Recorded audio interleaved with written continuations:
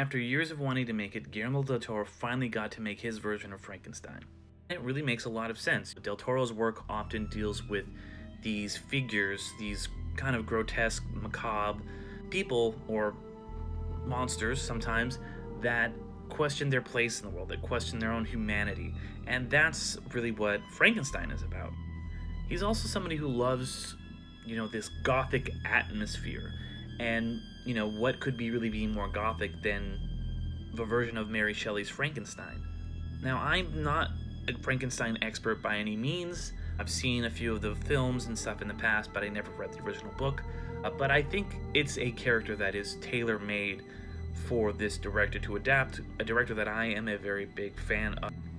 However, sometimes when a director focuses too much on making a project for so long that he can't get made, when he actually does get it made, it can be a little overbaked and it cannot exactly turn out the way that people would hope.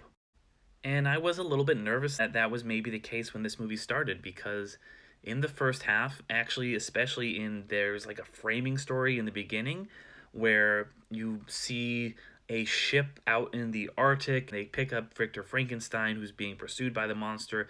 And the reason we're being told the story here is Frankenstein sits with his captain and says, "Well, let me tell you the story of my entire life, because to know why this monster is chasing me, I have to tell you about my mommy issues." Whether it's because Victor Frankenstein is a inherently very unlikable character, or maybe just I wasn't as invested in the plot as I was the general aesthetics in that first half, in Victor's part of the story, it didn't really work 100% for me. I still liked it. I still like Oscar Isaac and all of the other actors in it, but there was just something kind of missing. Luckily, however, in the second half, that really changed when things are told from the monster's point of view, because now we're getting into what Del Toro is really good at, taking this character who is really just messed up, trying to understand the world for the first time, encountering violence and hatred and also love and sympathy and things that are beautiful in the world.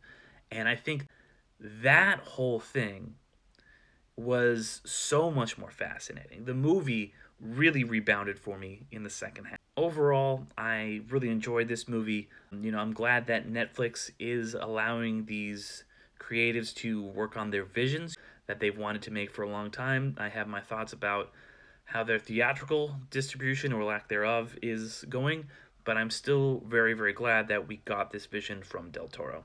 I've been Derek McDuff. You can check out my podcast, Underrated